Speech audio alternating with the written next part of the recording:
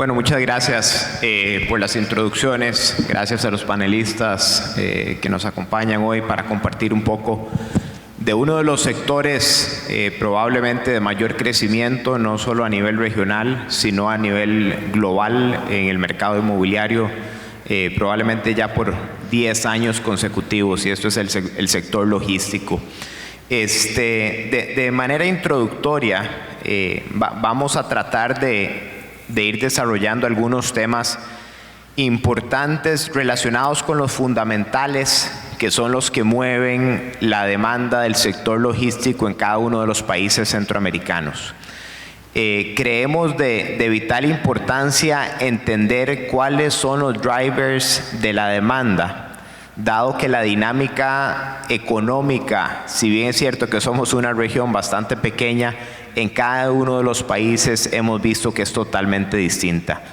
El comportamiento de los regímenes especiales versus el comportamiento de los regímenes definitivos en cada uno de cada uno de los países de la región tienen niveles de crecimiento totalmente distintos, como lo habrán visto en algunas de las presentaciones el día de ayer. El caso de Costa Rica probablemente es uno de los donde se puede ver la diferencia más marcada, donde se ve el régimen de zonas francas creciendo de manera constante, a doble dígito, año con año, y un sector doméstico que viene mucho más rezagado. Y finalmente, no en aras de sobresimplificar la composición de la demanda, pero sí entendiendo que esos son los dos principales motores de la demanda logística. Por un lado las zonas francas y por un lado el consumo local. Es importante que hoy tengamos una visión de quienes están liderando e impulsando este tipo de proyectos, cuáles son los elementos que realmente pueden generar diferenciación para que un proyecto logístico sea colocado de manera exitosa o se quede rezagado, como hay muchos proyectos bastante rezagados en distintas partes de la región. Y sobre todo, ¿qué es lo que estamos viendo hacia adelante? ¿Cuáles son los puntos principales que se deben de considerar por parte de inversionistas y desarrolladores en términos de la nueva demanda logística? Así como ha crecido, hemos visto una disrupción de los modelos de desarrollo de inmuebles logísticos a nivel internacional. Yo creo que hace unos cuantos años, Mauricio me dirá si él hace 10 años se imaginaba ver operadores logísticos operando a doble nivel, ¿verdad? Si nos imaginábamos bodegas operando 100% por robots, si nos imaginábamos bodegas de última milla con características tan distintas como los grandes centros de distribución.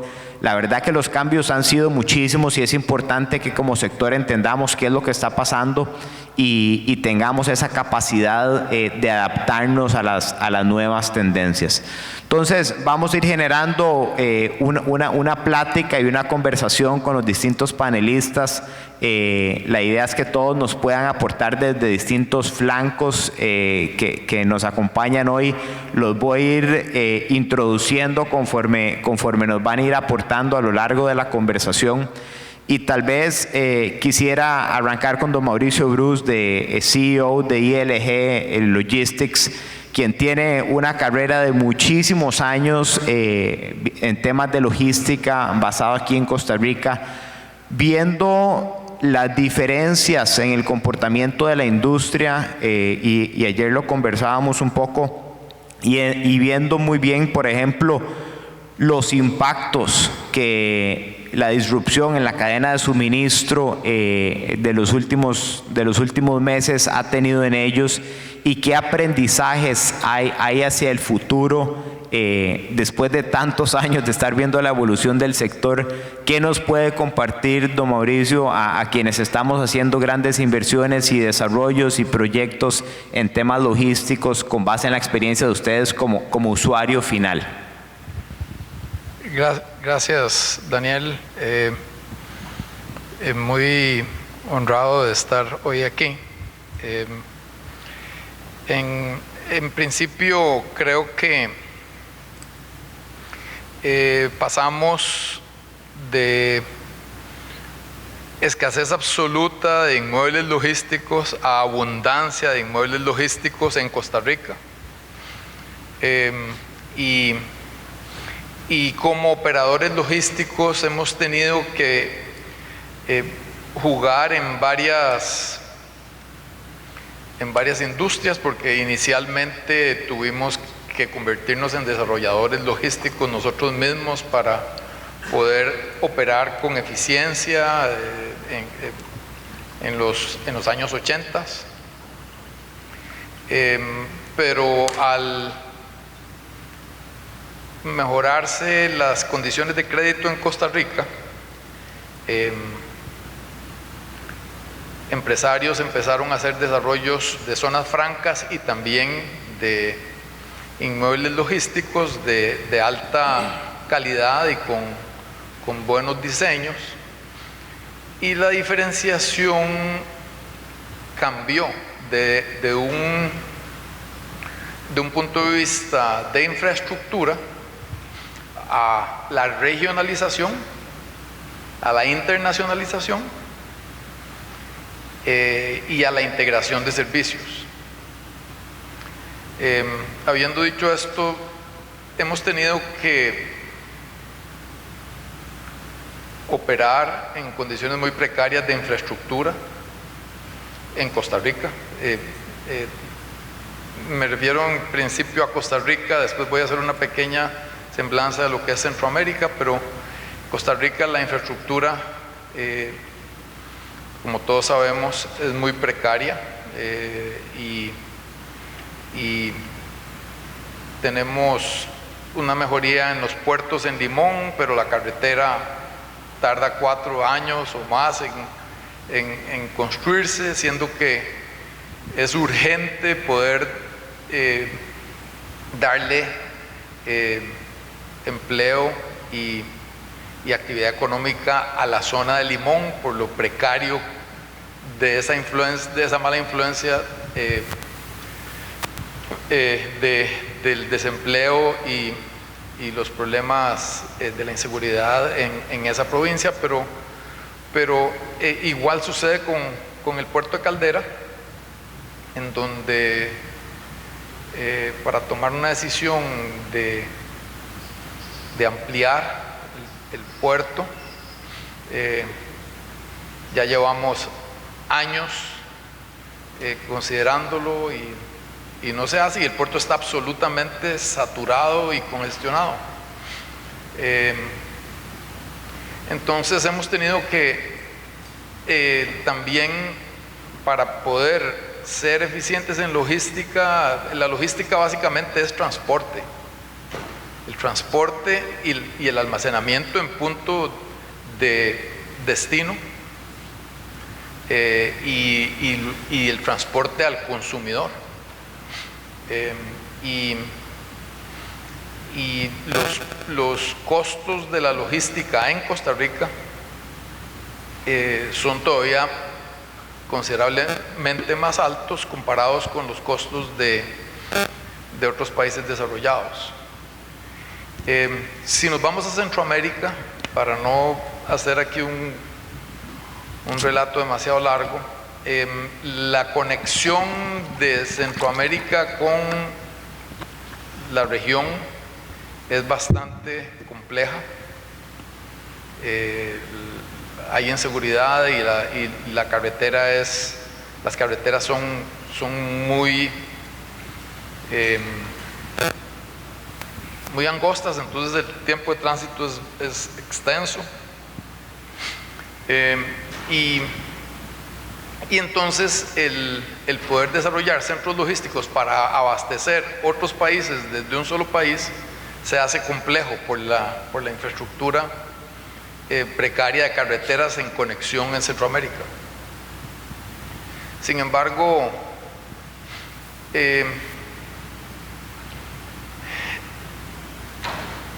se ha logrado que los grandes clientes de productos que comercializan productos de consumo masivo vayan pensando en modernizar sus cadenas de suministro y en delegar la responsabilidad de las cadenas de suministro en operadores logísticos, como es en los países más avanzados. Y eso hace que se requiera mejor infraestructura en todos los países, no solo en Costa Rica. Y hemos visto que hay precariedad, obviamente, en Nicaragua, pues es un mercado muy pequeño. En Guatemala, a pesar de ser un país muy pujante, con una industria local muy pujante, vemos escasez de infraestructura logística adecuada, como hemos visto en Costa Rica, sobre oferta. En Guatemala no hay oferta, o vemos menos oferta. Y en Salvador sí hay algunos desarrollos. Nosotros básicamente en Costa Rica empezamos haciendo un desarrollo de un parque logístico multicliente de 33,000 metros cuadrados, con 60 puertas, y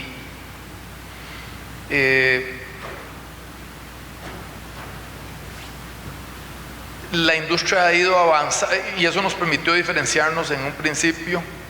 La industria ha ido avanzando, la industria logística ha ido avanzando, y hacia donde nosotros nos dirigimos es a hacer no sitios multiclientes, sino sitios dedicados a clientes alquilados a desarrolladores logísticos.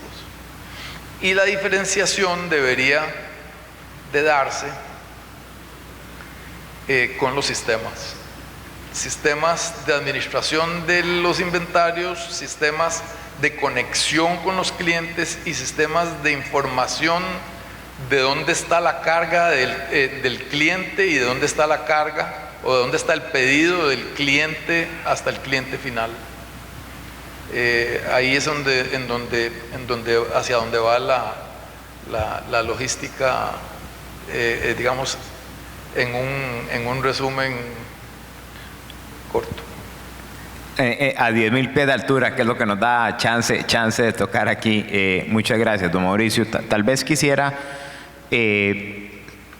hacer énfasis en un par de puntos que me parecen relevantes que se tocaron. Como dice don Mauricio, la logística es transporte.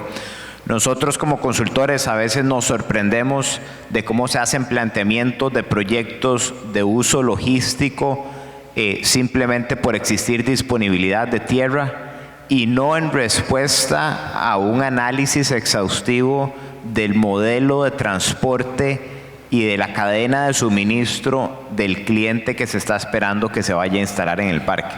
En términos muy sencillos, a don Mauricio no le funciona que llegue un desarrollador y le diga: yo le voy a cobrar un 25% menos por metro cuadrado de bodega, si la ubicación de la bodega no está dentro de una zona estratégica que le genere una reducción en sus costos de transporte, que es lo que realmente le va a mover la aguja en el bottom line del negocio. Entonces ese es un primer punto que quisiéramos resaltar, lo relevante que es el análisis de la ubicación como paso previo a la conceptualización de un master plan de un proyecto de uso logístico. El segundo punto que quisiera recalcar es la importancia de, como sector, impulsar las mejoras de infraestructura. Recuerdo a los amigos ticos una conversación que tuvimos aquí en este hotel hace unos cuantos años con Gerardo Corrales, y decía que muchos de los problemas de infraestructura nos tocan a nosotros como sector privado porque hemos sido bastante tibios en involucrarnos a fomentar mejoras significativas en el sector, y lo vemos en mayor o menor medida en las distintas economías de Centroamérica. Aquí en Costa Rica, por ejemplo, está el Consejo de Desarrolladores Inmobiliarios, que viene tratando de empujar algunas mejoras a través de la Cámara de Construcción, se tratan de impulsar otras mejoras, pero ciertamente en todos los países sigue habiendo oportunidad para que como sector trabajemos de manera más orquestada, empujando esas mejoras de infraestructura que terminan siendo de vital importancia para que el sector logístico pueda salir adelante. Quisiera pasar a Santiago, que nos acompaña desde Guatemala hoy, es director de Desarrollo e Innovación de Calidad Inmobiliaria, un grupo desarrollador importante con presencia muy sólida tanto en Guate como en El Salvador y con muchísimos años de estar en la industria. Y tal vez, Santiago, en la visión de ustedes y en línea con lo que venimos conversando, ¿cómo evitar que en función de todo este boom que hemos visto de desarrollos logísticos a nivel global, nos pase en Centroamérica lo que ha pasado, por ejemplo, en Costa Rica y en Panamá con el mercado de oficinas? Que vimos una gran demanda y muchos desarrolladores dijeron, bueno, aquí hay una gran oportunidad de negocio, no se hicieron las proyecciones de demanda o los estudios de demanda estimada adecuados y hemos entrado en ambos países con distintos timings en niveles de sobreoferta muy importantes que han afectado a muchísimos inversionistas, a muchísimos desarrolladores y terminan generando un deterioro generalizado al sector. ¿Cómo evitar que nos pase eso en temas logísticos, dado que es el desarrollo de moda que tenemos en este momento a nivel internacional? Gracias, Daniel. Buenos días a todos. Agradecido por estar aquí en este panel. Y creo que la respuesta va en línea de los conceptos de hacer desarrollo inmobiliario con base en una buena estimación de demanda, en entender cuál es el contexto a nivel macroeconómico, factores internacionales, locales. En el caso de logística, en Guatemala estamos realmente en pañales, como lo mencionaba Mauricio. Realmente cuando uno ve lo que se ha logrado en Costa Rica y en Panamá, tenemos algo de inventario que nosotros creemos que ha funcionado para servir al sector logístico local sobre todo, pero ya con cierto nivel de obsolescencia y el poner nuevo producto en el mercado que empieza a atender especificaciones internacionales de operadores profesionales regionales para atender empresas que vienen a colocarse o buscando colocarse con centros de distribución importantes, es un aprendizaje y nosotros lo que hemos hecho es precisamente entender los corredores de logística más demandados, entender contexto regulatorio tan sencillo como las zonas en las que la restricción de transporte de entrada a la ciudad de Guatemala, por ejemplo, que es quizás el principal mercado para tema de consumo, pues entonces quedarse justo afuera de esa zona. Por ejemplo, corredor logístico sur en Guatemala es muy cotizado hacia el sur y hacia el Pacífico por temas de importación, por tema de exportación pues, hacia el norte, hacia el puerto del Atlántico, Puerto Barrios, Santo Tomás de Castilla. Entonces, no nos ha pasado tal cual. Estamos todavía con muchísimo potencial de crecimiento de producto realmente que pueda servir al sector logístico. Creo que va a ser un tema precisamente con mucha cautela, pero también con optimismo y garra, ir atendiendo a estos jugadores regionales, internacionales que vienen a buscar espacio a Guatemala y también al Salvador. De hecho, con varios de ustedes pues estamos trabajando varios casos y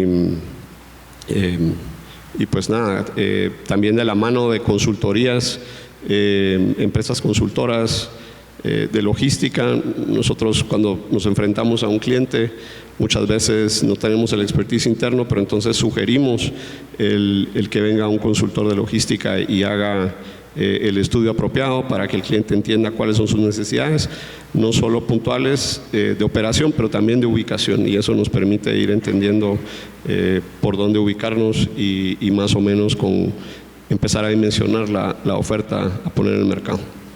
Excelente. Ahorita vamos a volver al tema de innovación en nuevos desarrollos logísticos para que nos compartan un poco de lo que están pensando como grupo, de nuevo, como decía don Mauricio, en qué elementos se puede diferenciar un player de primer nivel, digamos, del gran bulk de proyectos logísticos que se están planteando a nivel regional centroamericano. Pasando con Mauricio Arce, que nos acompaña de Piazza Consultores, tiene toda una vida de estar trabajando como consultor en temas de desarrollo logísticos a nivel regional, con uno que otro metro cuadrado desarrollado de espacios logísticos. Quisiera tal vez aquí hacer un switch, un toque, Mauricio, al tema de rendimientos, al tema de rendimientos del sector logístico. En términos internacionales, hemos visto una compresión de cap rates muy importante en el sector logístico. Consideramos que el principal driver de esa compresión de cap rates que se ha dado no solo es la altísima demanda, sino es que se ha considerado el sector logístico como uno de los sectores más anticíclicos que tiene el mercado inmobiliario junto con el sector de vivienda multifamiliar. Nosotros en Cushman consideramos que ese concepto de un segmento anticíclico, hablando específicamente de logística, aplica muchísimo cuando tenemos mercados de consumo local muy profundos, como un mercado norteamericano, pero mercados como el Tico, donde hay una altísima dependencia de regímenes especiales, podrían conllevar riesgos adicionales que no están en esos mercados. ¿Qué están viendo ustedes en el comportamiento de los rendimientos para los inversionistas y para los desarrolladores logísticos en Costa Rica y en la región? ¿Se está dando una compresión de los rendimientos en el sector en relación con otros tipos de producto? ¿O sentís que el comportamiento hasta el día de hoy ha sido estable y que no deberíamos esperar mayores variaciones? Bueno, primero hay que ver cuál es la audiencia. Si lo que tenemos aquí son fondos, sí. Si lo que tenemos son desarrolladores, es al revés. Hay una ampliación de la ganancia por el apetito que hay por el producto.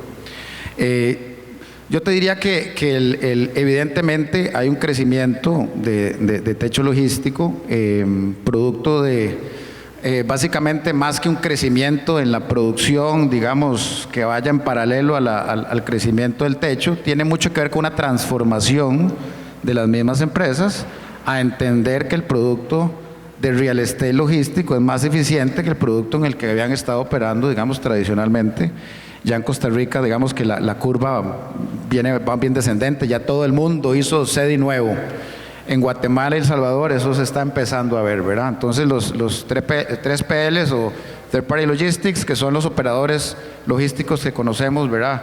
En la industria, ya en Costa Rica, si uno lo hace, todos tienen que hacerlo, porque si no, este es un negocio, digamos, que tiene unos márgenes muy ajustados y si hay una pérdida de eficiencia con relación a la competencia, ya vas a estar mal. Entonces, por ese lado yo te diría que sí hay, ¿verdad?, mucho apetito, hay una transformación de lo que es la infraestructura logística, evidentemente en la región, que se está dando hacia tener unos mejores facilities, una mejor operación, una operación más eficiente. Si hablamos de logística de consumo masivo, digamos que es la gran mayoría, temas de altura que te optimiza, digamos, la cantidad de espacio que puedes tener en una bodega, temas de cantidad de puertas que te acelera, digamos, el proceso, temas de los tamaños de los patios de maniobra. Eso en general, digamos, es la mejora que se ha percibido en la porción logística que se refiere a producto de consumo masivo, que ha llevado, digamos, a ese crecimiento, porque es, evidentemente el consumo masivo es lo que más metros cuadrados absorbe. En logística no podemos, igual que en industria, no podemos encajonar y decir esto es industria, esto es logística, no, hay todo ¿verdad? Dentro de logística hay todo un montón de soluciones que no tienen nada que ver unas con otras, si estamos haciendo última milla, si estamos haciendo granos, si estamos haciendo consumo masivo, si estamos haciendo almacenamiento para exportación, ¿verdad? Entonces, no podemos meter entre una caja que logística es eso, sino que hay que entender qué producto queremos atacar, y si aquí los señores que están oyéndonos son más que todo inversionistas y gente que quiere entender el producto logístico y quiere invertir en producto logístico, quiere construir producto logístico, entendamos primero que yo te diría, la ventaja de la logística es que el 80% es sentido común y el 20% es profundizar en la operación de cada uno. ¿Qué quiero decir con sentido común? Vos no vas a ir a hacer una solución de granos al centro de San José, las es cerca de los puertos, ¿verdad? Vos no vas a hacer última milla en Atenas. Vos no vas a ir a ofrecerle una solución logística a alguien que quiere, digamos, en San Carlos. O sea, hay cosas de sentido común que tienen que aplicarse. ¿Por qué el Coyol es eficiente en logística? No porque está ahí la zona franca, sino porque el Coyol tiene una serie de atributos que lo convierte en una zona estratégica, además de que las pocas zonas donde nos permiten construir, pero es, digamos, zonas inherentes a la topografía, una interconexión Ruta 1, Ruta 27, que te puede unir este y oeste con relativa facilidad, está muy cerca del aeropuerto, mucha de la logística que se mueve en las zonas francas. Ustedes saben que nosotros tenemos producción de medical devices, que son cositas que salen en cajas pequeñitas, ¿verdad? Y que mucho se va por avión. Entonces la conveniencia de tener logística para los que están produciendo en el Coyol de la Juela, en diferentes zonas francas, no se van a ir a San José a almacenar para después traérselos a Juan Santa María de vuelta. Entonces, ¿verdad? Si uno quiere atacar esos mercados, tiene que estar ahí. O sea, no puede forzar lo que va en contra de lo que decía Mauricio, de que el transporte es parte inherente y parte, ¿verdad?, de lo que es la cadena de suministro y lo que es el... Pero piensen siempre primero que el sentido común en logística es súper importante, ¿verdad? Entonces, y después podemos aprender, digamos, qué es lo que necesita cada sector de logística, qué necesita última milla, qué necesita granos, qué necesita consumo masivo, qué necesita, digamos, productos especiales, si va por avión, si va por barco, si es para distribuir en todo el territorio nacional, si haces un 6, si haces 2, si haces 3, todo eso es matemática, ¿verdad? Lo podés calcular, tiempos y movimientos, qué es lo que me sale más barato a mí como operador, y ahí voy a estar. Entonces uno que está produciendo techo tiene que meterse en ese mundo y entender a los que están requiriendo la necesidad para ser exitoso. Si haces caso omiso a lo que ellos necesitan, pues en realidad probablemente tengas un producto que te cueste colocar y que sea al final, como vos decís, un exceso de demanda. A mí el exceso de demanda me parece que hacer logística... Exceso de oferta. Exceso de oferta, perdón. Me parece que hacer logística para tener inventario, me parece que no está bien, salvo un pequeño, ¿verdad?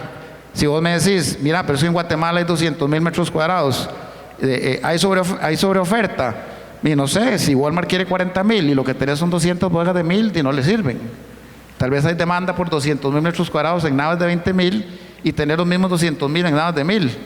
Entonces, en el cuadro de oferta y demanda vas a tener una sobreoferta, pero no hacen match. En logística tienen que hacer match para que puedas satisfacer la necesidad del usuario. Y si cuando entendés al usuario, entendés qué es lo que vos tenés que hacer y ofrecer. Eso es básicamente.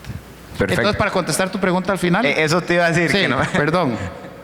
Sí hay una compresión para el que compra, ¿verdad? Hay un beneficio para el que desarrolla, porque habiendo apetito, entonces los fondos que quieren adquirir producto inmobiliario y logístico, que es anticíclico en un gran porcentaje, sobre todo cuando la logística no se dedica al hecho, sino que se dedica básicamente a productos de primera necesidad, sí hay un apetito, y ese apetito, evidentemente por oferta y demanda, comprime lo que son las rentabilidades de los fondos y amplía también las rentabilidades de los desarrolladores, si es que los dueños de tierra no se dan cuenta y te alcanzan antes, ¿verdad?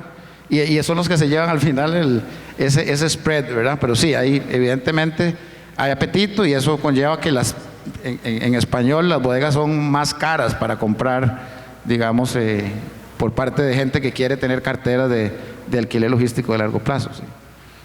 Gracias, Mauricio. Vamos subrayando algunos temas que han compartido que considero perspectivas del panel que son importantes. Mauricio hacía referencia, bueno, Santiago creo que coincidía, que Guatemala como mercado se ve un mercado de oportunidad en términos logísticos, donde todavía hay relativo poco inventario clase A que realmente satisfaga las necesidades de un cliente más sofisticado.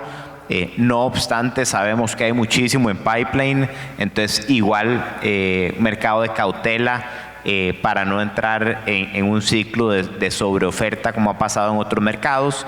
Hablábamos de Costa Rica como un mercado ya muchísimo más estabilizado, donde el grueso de 3PLs ya han modernizado sus instalaciones, igual los usuarios finales que construyen con capital propio sus centros de distribución, la mayoría han hecho inversiones en años recientes. Entonces, sí, Costa Rica definitivamente lo vemos con ojos de muchísima cautela para nuevos desarrollos, para que no haya una mayor sobreoferta en el segmento. Y tal vez ahorita nos comparten los que manejan operaciones en Panamá, y como Mauricio, que también tiene operaciones en Panamá, un poquito de las perspectivas de ese mercado, que obviamente por su posición natural y sus características tan particulares es un hub logístico relevante para la región. Tal vez paso con Estefano, que nos acompaña de Cisco, es director de operaciones de Cisco.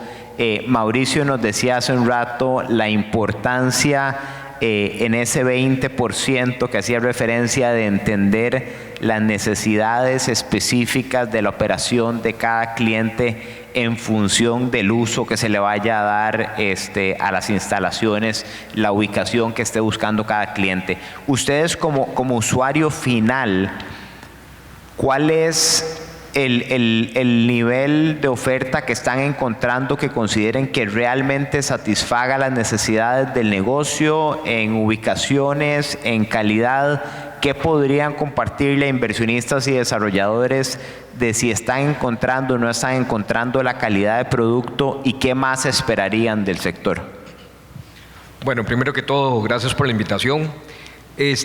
La pregunta es muy interesante. Cuando hablamos de logística o de cadena de suministro, normalmente nos encajonamos en una nave industrial y en una nave seca. Entonces, hace 20 años, encontrar una bodega en Costa Rica lo que era muy difícil, duraba unos meses para encontrar una bodega. Y lo que encontraba eran bodegas precarias. Hoy tenemos centros de distribución, operaciones de primer mundo.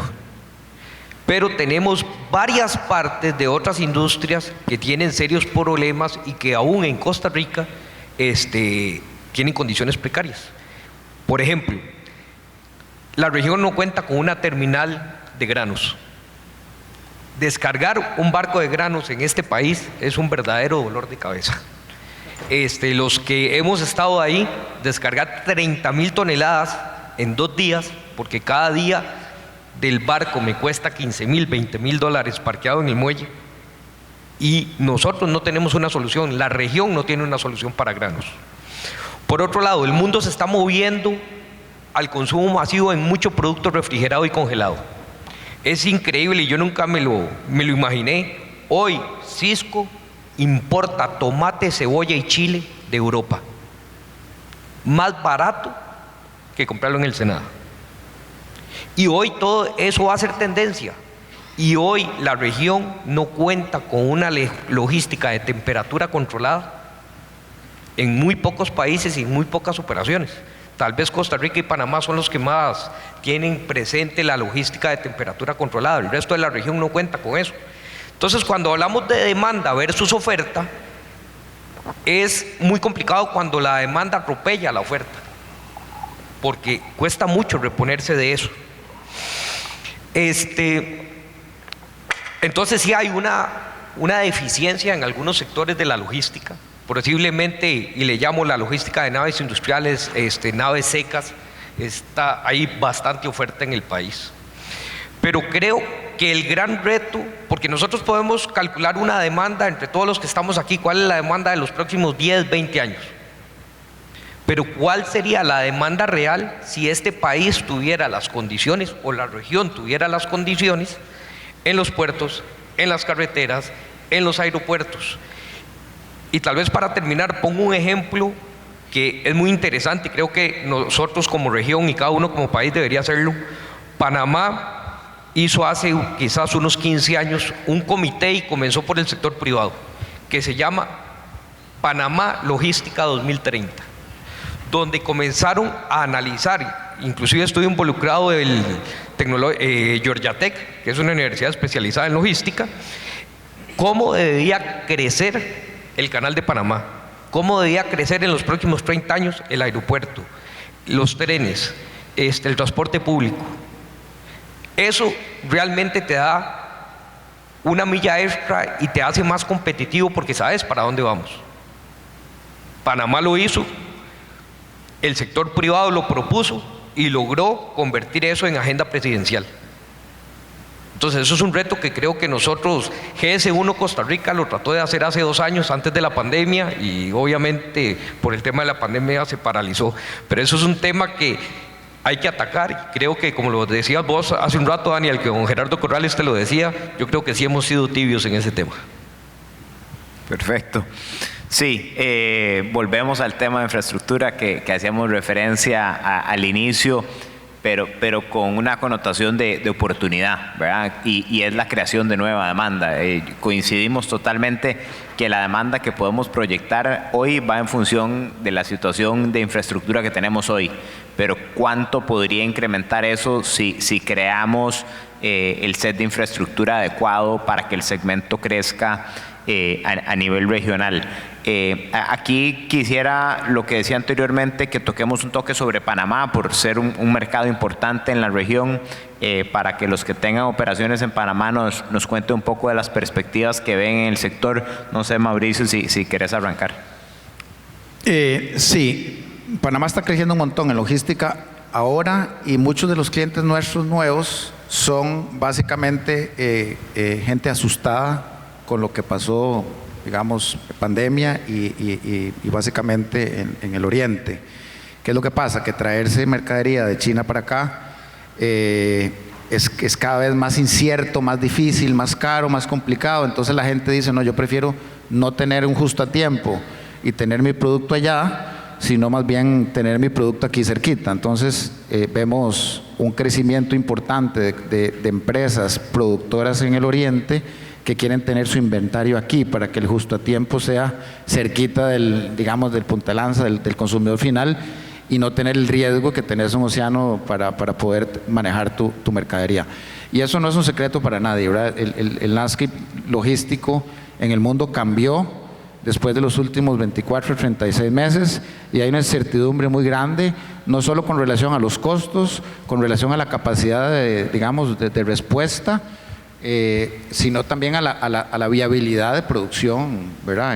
En el largo plazo en los países de Oriente. Entonces, el tema de nearshoring, que es una palabra de moda, conlleva evidentemente un crecimiento logístico, ¿verdad? De producción que va para otros países. En estos países conlleva, digamos, un crecimiento inherente en el tema logístico, pero también la gente que se queda produciendo allá también quiere tener su inventario de producto terminado cerquita. Entonces, y Panamá es uno de los, evidentemente es el país más importante a nivel logística internacional que tenemos en la región por el canal de Panamá. Entonces el crecimiento de logística más de almacenamiento, ¿verdad? Que de movimiento rápido es una oportunidad hoy importante en techo logístico en Panamá, sí. Sí, y que tal vez me atrevería a decir que está más cerca de Costa Rica que de Guate en términos de la madurez del mercado.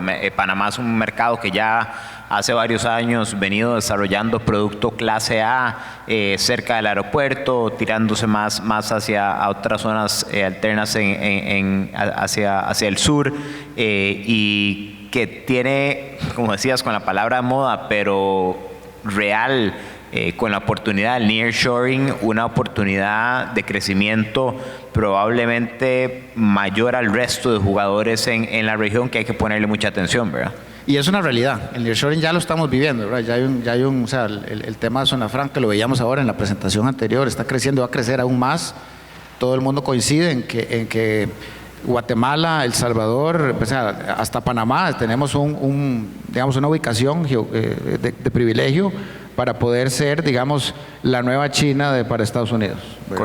Correcto. Guardando las proporciones. Creo, de hecho, que hay un panel ahora más tarde específico del tema de nearshoring, por eso no profundizamos tanto en el tema. Don Mauricio, no sé, nos quería compartir de Panamá, de la visión de ustedes. Sí, nosotros operamos 2 terminales en Panamá, una en la zona libre de Colón y otra, esa es de 7,000 metros cuadrados con 17 puertas, y otra en Llano Bonito, en Panamá City. Es una terminal un poco más pequeña, es dedicada a un cliente de comunicaciones.